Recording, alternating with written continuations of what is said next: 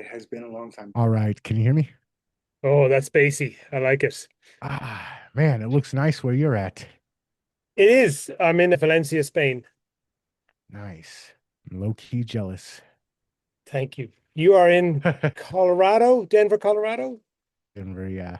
I was gonna say I apologize for being late. My computer decided to restart for some reason.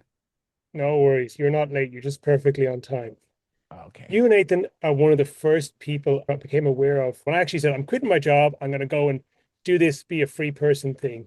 You're one of the first people I became aware of. Like, I remember I was still, didn't quite have any enough clients to survive yet. So I was still doing like local handyman kind of stuff, like fixing people's tiling and assembling IKEA furniture. And when I was doing those jobs, like, I can't wait till I get some damn clients. I can't wait till I get some damn clients. And on those jobs, had my headphones in and I was listening to you on one of your podcasts. It wasn't the copywriters podcast, although I listened to that too. It was the one you used to do where you would talk about not just copywriting, but esoteric stuff and comic books and all kinds of other weird stuff. What was that podcast called? Oh man, I don't even know. I've done a lot of different content throughout the years and I try to stay focused on the copywriting and marketing stuff, but man, that's so one dimensional. And I dig being able to talk about other stuff. And I dig one of the things that I love most about the marketers and copywriters that I follow is the ones that'll let some of their outside personality come in. And Yes. that's always the thing that gets me hooked on people is the personal stuff that's not just the regurgitated guru talk that everybody keeps recycling. I remember like back in 2018, you were talking about Marvel and DC Comics and how they had gone like totally woke internally and they were selling out their fan base and people who actually liked this stuff for real and bought it were deserting these companies in droves and they were like losing their core fan base. I was like, damn, that's really insightful. What's funny about that, I got canceled twice for my opinions Yeah. on that stuff, and I lost a really big client in Canada over that. And that was 2018, 2020-ish. Now it seems like everybody's finally starting to admit that was the case, though, that all of the pandering to woke, broke people is not the best way to go with your business. Yeah. Telling your core customer you're not welcome here anymore. It doesn't really seem to be a great idea. And I didn't understand. I was sitting inside of marketing meetings. People were like, this is what the kids are into. And if we want to get the new audience, this is what we have to go. We have to do this stuff. And I couldn't understand. I was like, this is not, your marketing is supposed to be divisive. Your marketing is supposed to say, hey, you, our core audience, you're the good guys.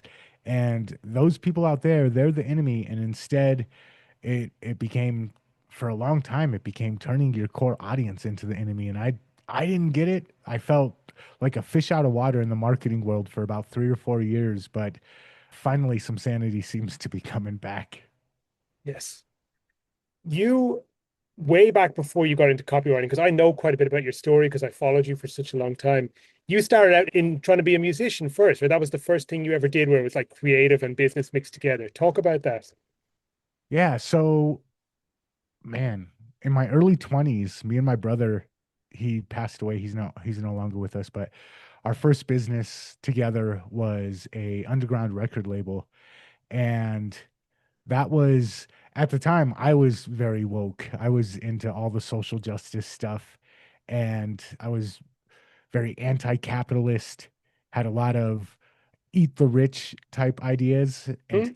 getting into business and watching how much of my money got stolen from me and learning business, learning how to build a cult, a tribe around. We had a pretty good underground following and watching them start to identify and take our name and use it as part of their identity. And then how do we get more people to the shows? How do we make more record sales? How do we solidify this identity that people seem to be latching onto?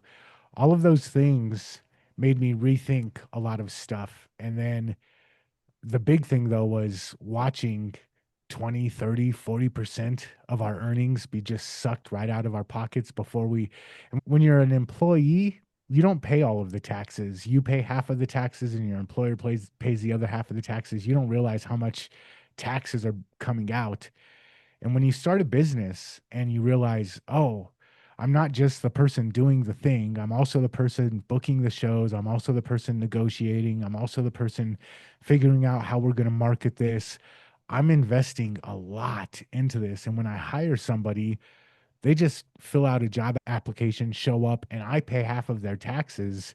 That was a big wake up call for me where I was like, oh, everything that I've thought about greedy business owners might not be. I'm sure there's probably greedy business owners out there, but I've been buying into a lot of false narratives about how capitalism and business works. And that was like a dark night of the soul for me to have to go through completely rearranging my entire worldview about business, capitalism, and everything that's entailed. When did you first have a realization that like you had an aptitude for marketing? When was the first thing you did a marketing campaign and it blew up? Man, I'm old. I'm old now. I don't really remember.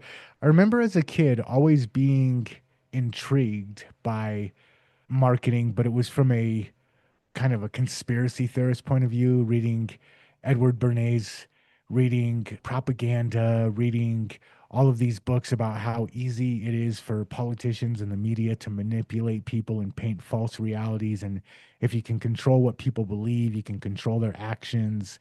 And so I had a bitter taste in my mouth about it, but I was always interested in it. But it was in the music industry when I started realizing the solo artists that tried to make it all about themselves. They tried to get up on stage and they tried to be like, look at me, I'm so famous, I'm so popular, praise me, celebrate me, versus the artists that it was all about the movement. I would look at Kiss or ICP or the Grateful Dead or Wu-Tang Clan, and these were not about one artist, they were about the community that was built around it. That was when I was like, whoa, there's something deeper here. There's something more than just, hey, I've got this thing for sale. Let me convince you to buy it. There's something that taps into the core identity of people that gets them to buy into stuff. And if you can figure out what that is, if you can figure out the values, the villains of the people that you're trying to reach, and you can let them know, hey, I'm with you. And in fact, I'm here to lead the cause. I learned that very early on in the music industry, and it's been the core of my philosophy when it comes to marketing ever since. Nice. When you were saying that, I'm writing here my note. I write notes on every call, and I straight away what came out of my head was Wu-Tang is for the children. Like, Wu-Tang was actually the first one that I really realized it because we did a underground rap music label, and Wu-Tang was the one where they had 9, 10 people up on stage at a time. They had Raekwon, they had Jizza, they had RZA, they had Method Man, they had Old Dirty Bastard. They had this whole group of people, and it wasn't somebody up on stage with a bunch of hype men. It was a whole community of rappers that came together, and that was when I was that was the wake up call for me was it's not about me. It's not about celebrate me, look at me, put the spotlight on me.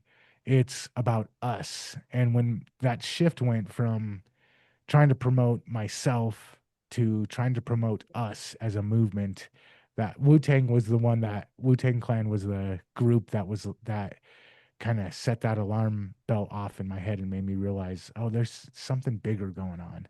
when did you have that moment where you realized, hey, I'm doing all this sales and marketing stuff to promote other businesses, but actually I'm really good at sales and marketing. Why don't I just do that instead? People always ask me, how do I get into copywriting? How do I get into marketing? And for me, what it was is other business owners saw what I was doing.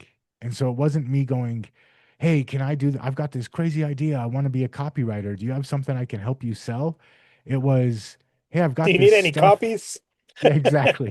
But it was doing it for my own stuff. It was writing promos, right, doing Facebook ads.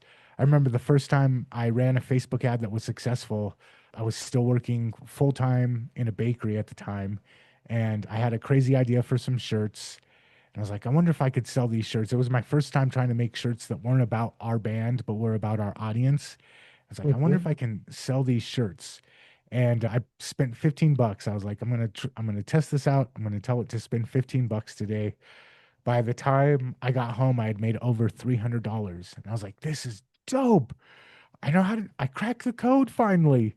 And that was another one of those. It's not about me. If I'm selling shirts, it's not a shirt to promote myself. It's a shirt to promote the values of my audience.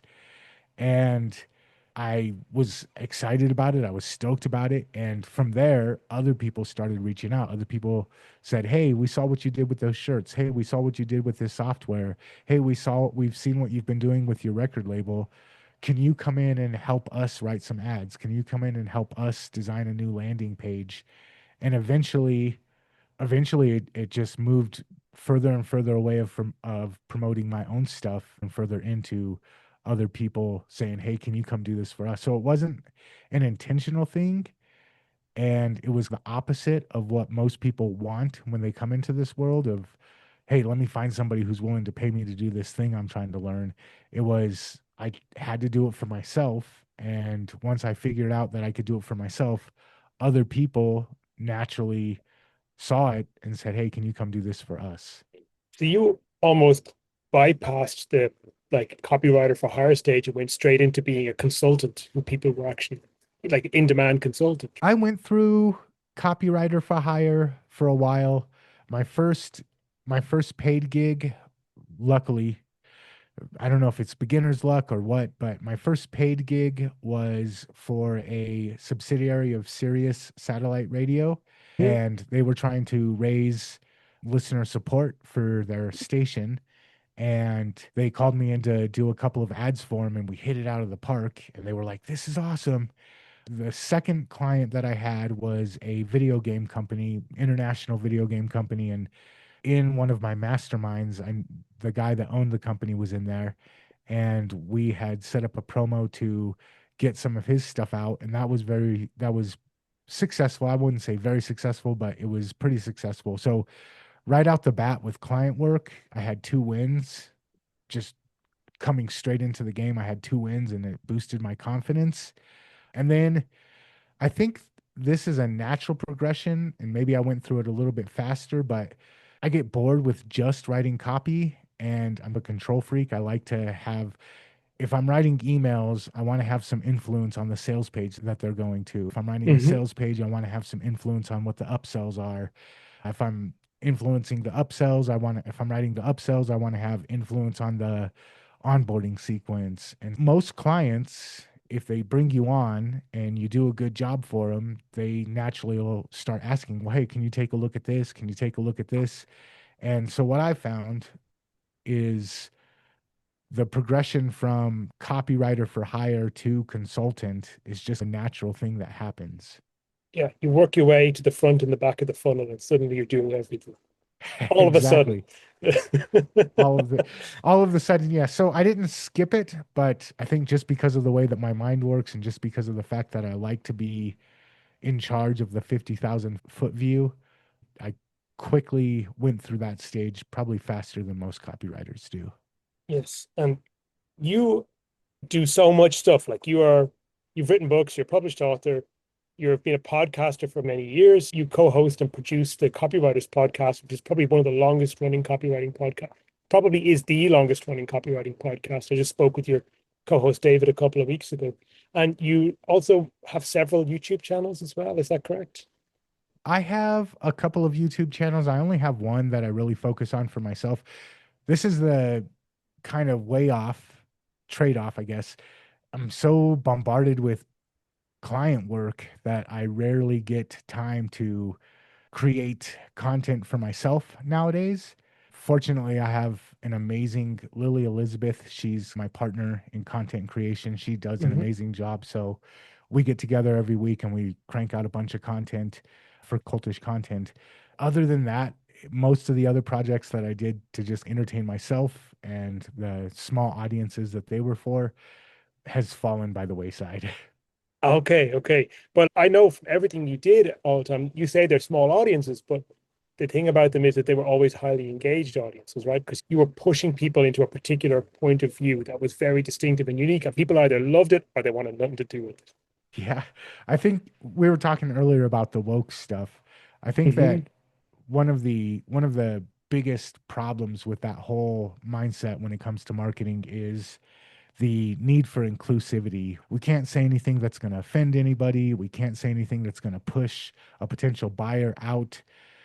I find a balance. I don't go too far to the other extreme. If it doesn't help push the sale, if it doesn't help reinforce the identity, it doesn't belong inside of the messaging, but I'm not afraid to be exclusive. In fact, I think that if you're marketing, it's part of your job to find out who your offer is exclusive for. Because if this is a old saying, but it seems to have lost its relevance lately, it's coming back. But if you're trying to sell to everybody, you're selling to nobody. And for you nowadays, as a consultant, because you have a particular sort of set of interests and point of view, do you find that certain industries gravitate towards you, certain types of business, and people are the ones who call you up and say, "Hey, Nathan, I need your help with this"? It's more so a personality. I think that inside of any industry, there's a wide range of different ideas and different personality types. It's for me, it's usually the people that aren't timid by some of the more edgy stuff. There's certain things that marketers will talk about behind closed doors that we won't talk about in public Mhm. because there's parts of human nature that either are better left unsaid or uncomfortable talking about. And one of my vetting processes for clients is, hey, there's certain things before I even agree to take your money, before I commit myself to working with you, there's a couple of things that we need to be in agreement on. Number one, we're here to make money. We're not a charity, we're a business. Number two, what I say goes. If your content marketer or your email writer or your internet web designer, if they have a conflict with me, I'm always willing to listen to them and hear them out, but I have the final word. I'm not here to argue. If you're going to pay me, you're going to pay me because you're going to listen to me. And then the third thing is these things that marketers don't talk about out loud, they work and I'm going to use them. And if you're going to get squeamish about some of these things, and we'll go through what some of those are, but when it comes to being divisive, planting flags, taking a stand, if you're not willing to do those type of things, then I'm not willing to work with you. And so I say it's more of a personality in any industry. I've found people that won't take stands, that won't be divisive, and that usually is a red flag for me right out the bat. So, of the things that marketers don't like to talk about, have you listed them all there, or do we go a little deep? Are there things that marketers really don't like to talk about that you'd like to reveal now? I use the word cultish in a lot of my branding, and that is probably the biggest thing. I tell people when I come on and work for them, I tell them right away, hey, I'm going to build you a cult. And if you get squeamish about that, if you get nervous about the idea of having a cult built around your brand, I just don't want to work with you. It's no fun. For me, I want not just people who buy, but I want people who will reject your competitors, will go to war for you if a competitor comes up with a Me Too product. I want people who wear your brand like a badge of honor that they go out and they'll buy shirts with your logo on it just because they want other people to know that they're in that cult. They'll go out and they'll do your selling for you. A lot of what I do in my marketing comes straight out of cult leader textbook. It comes straight out of stuff that, again, might seem manipulative. I view it a little bit differently. I don't want to trick people into buying and then have them regret it, but I want to have those people that are so happy with what they bought into, not just the thing that they bought, but what they bought into, that they go out and everybody who's just like them, they go out and tell, hey, I just got this thing. You got to check it out. I just bought this course. I just bought this fertilizer. I just bought this new product. I just bought these new shoes. I just bought this t shirt. You got to check it out. Go to this website. I want to build that. And if you're afraid of tapping into, mainly it's the identity stuff, the stuff where I want people to identify with you. I want them to take your brand, your values, your mission, and I want it to become a huge part of who they are. And sometimes the ways that we go about doing that are very much on the edge of stuff that is looked at as cultish. Why are cultish things? Why are they so appealing to people? Why do people want to buy into a cult identity? I would say not everybody does, but even if you just look at culture in general and all the little subcultures in it, people buy the pants that and the shirt and the watch that signifies what they want other people to think about them. People buy the t-shirt of the band that they want people to know that they listen to. People buy the type of car. If you were an environmentalist a few years back, you bought a Tesla. Now, if you're a MAGA person, you buy a Tesla. That's changed again in the last 2 weeks. Well, okay, yeah. Yeah, it'll change back and forth. But people are desperate for identity. They want to for themselves be able to define who they are, and then they want other people to instantly recognize who they are. And I think it goes back to just tribalism in general. For years and years and decades and probably more than that, you had to be able, if you were hunting in the woods and you came across somebody else, you had to instantly be able to identify, is this person a friend or a foe?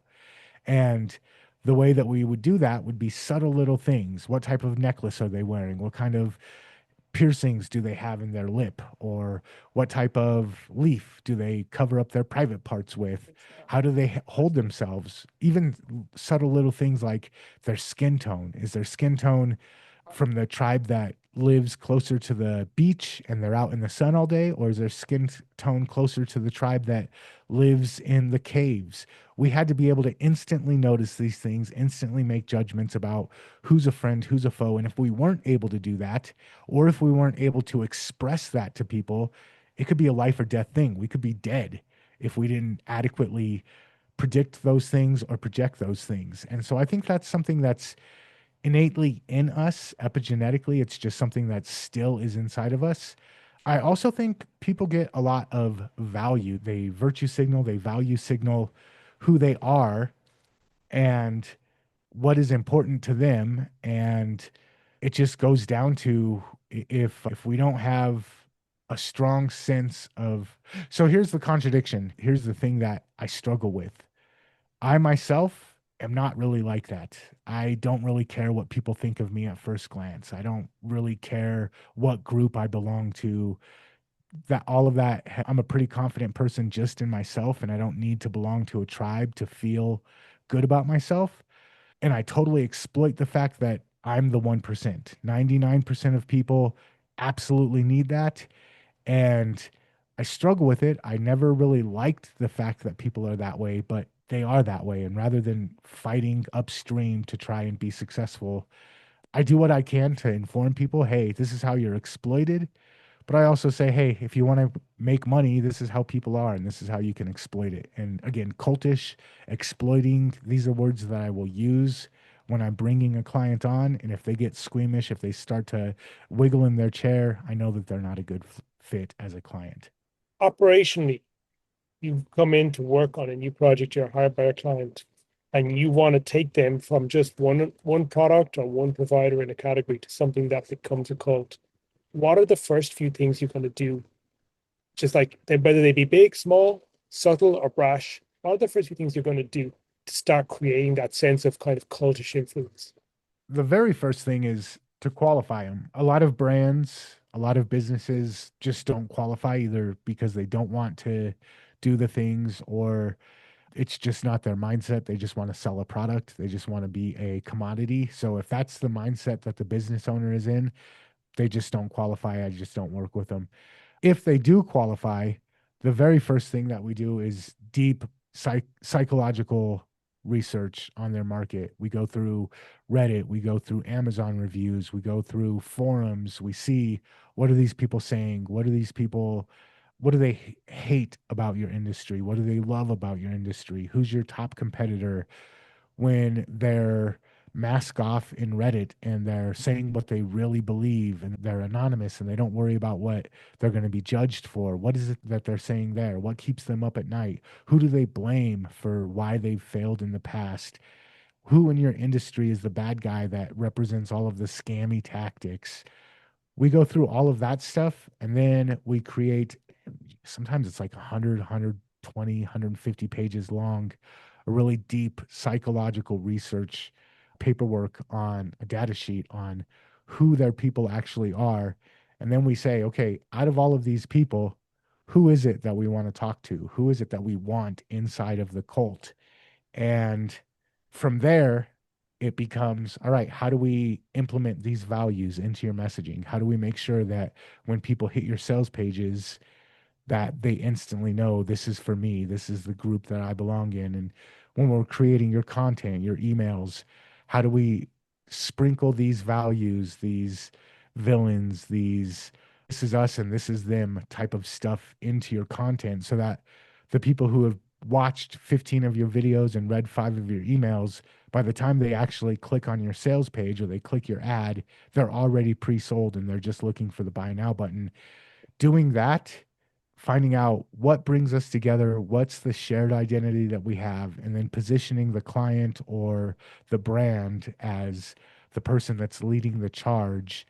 If you can do that properly, by the time your potential prospect, client, customer reaches your offer, 9 times out of 10, they're already sold. So this report you create, does that become something like a kind of brand Bible for that business that's going to inform all the things they create in marketing afterwards?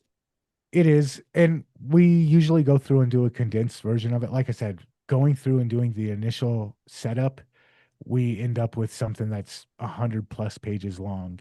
And then we have to mine through that and get all of the gold. What are the repeated phrases? What are the repeated emotions? What are the things that they hint at that they're afraid of, but they aren't willing to say out loud? Who are the people that if they were going to leave you, they'd go and buy from this other person instead? And why would they go and buy from that other person instead? We get all of that, and then we boil it down to the from each category. What are the top 10 things that we keep seeing repeated over and over again? And then we condense that into a 10 or a 15 page, and that 10 or 15 page data sheet ends up being the Bible for their brand. And at that point, you like doing the strategy and the very high level. But for most businesses, there's a range of different people who are going to interact with that brand from a marketing creation standpoint. There's going to be an email guy, there's going to be an ads guy, there's going to be a content guy, there's going to be a video editor, even. There's going to be who looks after the sound and the captions on screen. How do you try pull all those? Because this is like herding cats with marketing people. How do you pull them all together to create a cohesive feel across all the different media and different channels this brand is going to communicate on? I mentioned earlier one of the qualifiers for a client hiring me before we even talk about money. I tell them, hey, if I come in, if I work for you, I'm going to run this like a dictator. People have the right to voice their opinion, but my word is final. And anybody who fights me on this, you got to get rid of them. I have plenty of people in my network I can replace anybody in your infrastructure with. And I'm not saying everybody who's in my position has anybody that comes in as a consultant or as a marketing director. Not everybody has that ability, confidence, bravado. I am fortunate enough that everybody that I work with and then everybody that they recommend me to knows that's one of the things that just comes with me. I try to be humble about it. I don't try and walk in like a total jerk and everybody's going to be turned against me because I'm complete dictator, but I do, it's one of the things, hey, if we start working together, this is one of the things that is a non-negotiable. Like I said, I'll listen to other people's opinions, but when it comes down to it, if they're not willing to do it the way that I'm structuring it, either just tell me now and this interview, this meeting's over, or we go forward and that's the understanding. And every time that we have any kind of pushback about it, I'm just like, hey, this is what we agreed to. Usually that doesn't happen, but occasionally, especially with creative people that are video editors, people that are web page designers, a lot of those people, they're into cute and clever and they want to make it look pretty. And for me, I'm like, dude, I don't care about cute, clever. What I care about is clarity. What I care about is connection. And this might make it a little bit less fun for you, but I'm not here. I am here to have fun. I love doing what I get to do and I want it to be fun for all the people around. But if we're not making money, nobody has a job and it's not going to be fun. So for a business owner to actually be willing to agree to that, they really have to be like, they have to be very sold. They have to really believe in you and say, okay, I'm not 100% sure about this, but if this is what it costs to work with Nathan, I'm gonna say okay. Yeah. And that is also, like I said, if you know your values, if you know your villains, if you know what your target market is saying in their own head, and you are the one leading the charge on that, most of my clients come to me already pre-sold. So money doesn't matter, my qualifications don't matter.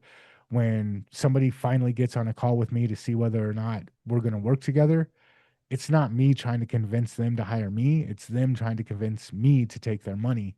And I rarely run into somebody that's, oh, I don't know about that. Oh, that's a pretty steep price. Oh, I don't know if my graphic designer is going to be on board with that.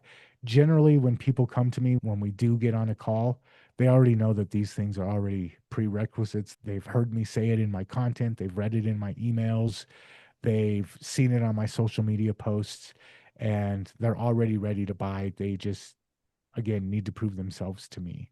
So that's very different from the way a lot of people would approach things in this industry. And I'm guessing that means that when you make a commitment to work with somebody, it's not going to be like a 60 or 90-day thing. You're looking at a timeline in the years, right?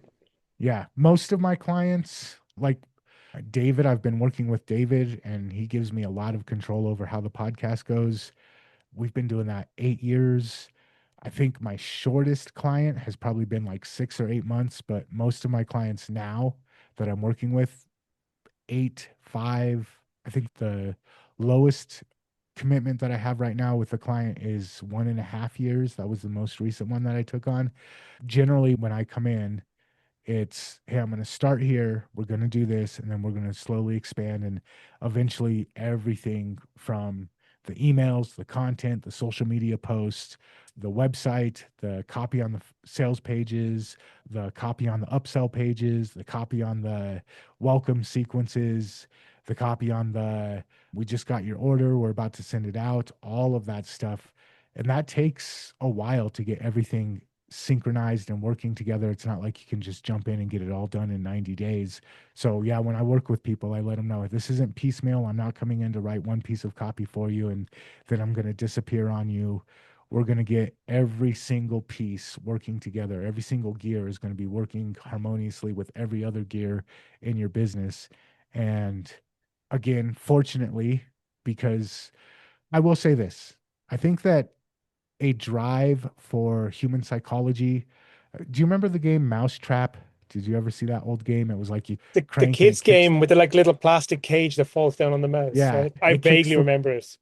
yeah, so you crank it and then it kicks the ball down the chute and then it knocks the thing over and then it triggers something else and then the trap comes down and traps on the mouse. That's how I look at marketing. You got to start over here and then you got to move to this piece and then you got to move to this piece. So if I'm going to come in and I'm just going to crank the wheel and that's all you hire me for, that's not interesting to me at all. It's boring. It's tedious. What I like doing is looking at the 50,000 foot view of how all the pieces work together. And oh, we've got this ball isn't going down the chute right. We need to fix the chute over here. And this crank isn't working. And this acrobat isn't flipping correctly. When I come in, it's not to, hey, write us a welcome sequence for our email onboarding. Hey, write us a sales page for this new offer. When I come in, it's always, hey, we're going to start here, but we're going to go from there to here. We're going to go from there to here. And generally, if you've been in this long enough, there's always a new piece that needs oiled. There's always a squeaky wheel that needs to be maintained. And so there's new offers, there's new promotions that we're running. There's always something new to be working on. And so that long-term investment, and I'm rambling real quick, but there's an important thing to this. I've also found that if you work for a client for 30 days and you knock out a good promo for them, you really don't know their market well enough to make it your best promo. But if you're working Mhm. with somebody for 6 months, that's when you start to really understand who their market is, what's going to hit, what's not going to hit. If we're going to do a product launch, this is the way that we need to position it. If it's a product launch for a brand new client, I might get a 80% success. If it's a product launch for a client I've been working with for a year, we're going to knock it out of the park. And so that's my thing. And then going back to the mousetrap of human psychology, for me, marketing is just fascinating. Diving into what makes people tick. If I crank this wheel, it causes this ball to go down this chute. If I crank the wheel backwards, it causes the ball to go down this other chute. If it goes down this other chute, it's going to lead to this. It's going to lead to the acrobat flipping to the left. It's going to lead to the acrobat flipping to the right. That type of stuff is just what I geek out on. It's like the thing that puts a fire in me. And so coming in and writing a promo for a launch that's going to happen in 3 weeks and never being able to do that deep dive into the market, copywriting that way is just tedious and boring and no interest to me whatsoever. So I also that's another qualifying thing is we have to work together for at least 6 months. And usually by 6 months, they're like, dude, we're not letting you go. We don't care how much we have to pay you. Do not go work for somebody else. Please come stay with us. Yeah. When you come in or you're looking at whether it's a new client or an existing client, you talked about finding the place where you're going to have the impact. How do you spot that place where there's a bottleneck or there's a constraint where you can actually, that opening that spot up is going to change a lot of different things? It's a little bit difficult and a little bit easy. After a while, you can pick the stuff out right away just at a glance. You can go to their website, you can sign up for their emails, and you can see right away what they're doing right and what they're doing wrong. And David calls it the magic eye, being able to just look at it and say, oh, that's good and that's not good. And after a while, you can tell I'm going to run these two tests. I think this one's going to win. And usually you're right. Every once in a while, you're surprised. But after you've been in the game for a while, you can start just glancing at stuff. That said, there's a lot of moving parts, especially in a business that has three, four, five products. So I've worked with businesses that have hundreds of products and they're trying to sell all of them. There's a lot of moving parts, and sometimes you won't find the really big linchpin that needed to be fixed from day one, but you couldn't even see it because it was buried underneath all of this other stuff, and you didn't even find it until 8 months in. It's a little bit of both. Sometimes it's really easy, and sometimes the thing that you need to fix, it's bleeding out money. Hey, Nathan, I think I lost you there for a moment. Hopefully you'll come back. He's gone. Well, he'll be back in a Oh, moment. At least I hope so. yeah, you froze up for a second. No, we both froze up on each other. So it's okay. I got 90% of that. And I'm guessing that like straight out of the back of your head flow. So I'm not going to try and get you to repeat it Okay. because we're coming up on time now. But I do want to ask you one more question. And I think it's particularly good to ask you it because you do these more long-term arrangements where you're going very deep on somebody's business.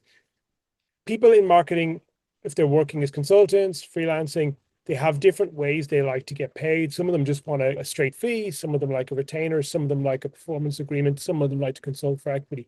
For you personally, and the way you like to work these long-term arrangements, what do you find actually to be I'm not looking for numbers here, more like strategy and philosophy. What do you find is the way that getting paid makes sense where everyone's values and incentives are aligned? Generally, I do a retainer fee. So this is what the agreement is. This is what we're going to work for. As mission creep slips in, as stuff broadens, we renegotiate things. I've done like reward systems. You pay me this, and then based off of what it does, I get a percentage of this, or I get equity, or something like that.